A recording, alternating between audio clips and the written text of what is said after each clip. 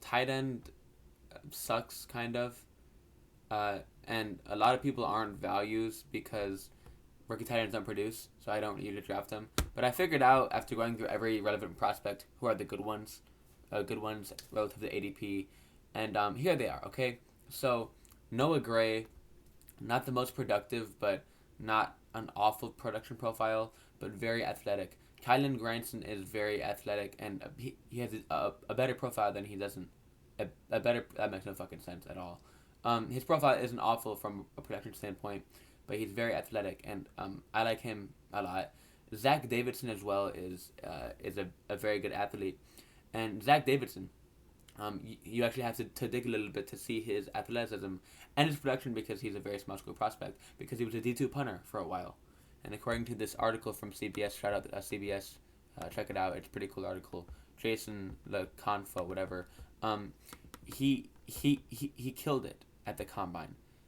His vertical was absolutely insane. He ran a 4.62 and a 6.93. He's a super athlete and he's 6'9", and he has no college production. So he kind of fits the mold of like a Darren Waller, um, level prospect, that switches positions and is just a super athlete at a very big size. Um, he has like a 5% chance to be Darren Waller. So that's better than you're gonna get from anyone else in this class, basically. So Zach Davidson is a very interesting prospect for a very, very, very, very, very late draft. Brevin Jordan wasn't athletic as I thought he'd be, but his production profile is worth mentioning. He's a very solid athlete, and he got bad draft capital in the fifth round. So he's kind of in the middle here, uh, among guys. So these are the guys I am more likely to draft than the average person, because they're very good athletes, especially Zach Davidson. Oopsie. Brevin Jordan, I'll take him if he's there, but I'd rather take a shot on these guys at their value. And then I'm never gonna have any Kyle Pitts in Dynasty. Patrick Patrick Fryermuth, you should never ever ever ever draft him. I'm more likely to draft Pitts than Fryermuth, and I'm never drafting Pitts. So like just don't do that. Trey McKitty, what are you doing? He had no athleticism, no production. He was just not good at all. Hunter Long, he's the most likely to draft out of these four, but still, he's not gonna do anything year one.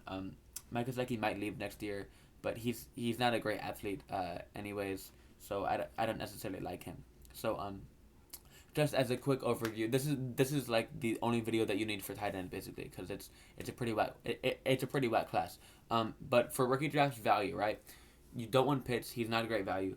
You don't want Fryermuth, he's not a great value. Those are the type of tight ends. Then it usually goes to Brevin Jordan, who's a decent value but not great. I'm still not drafting him very much. But once you get later on in the draft with 100 long, you still really don't want him. But once you get to Noah Gray, Kylan Grant, and Zach Davidson way, way, way later in drafts, 5th, 6th, 18th round, take a shot on those guys if you have room on your bench, because they are actually very good athletes, and you need to be a good athlete to be good in the NFL at tight end. So I'm more likely to draft these guys. These guys are not good values, and Brevin Jordan is very, very, very. So that's about it. Have a good day.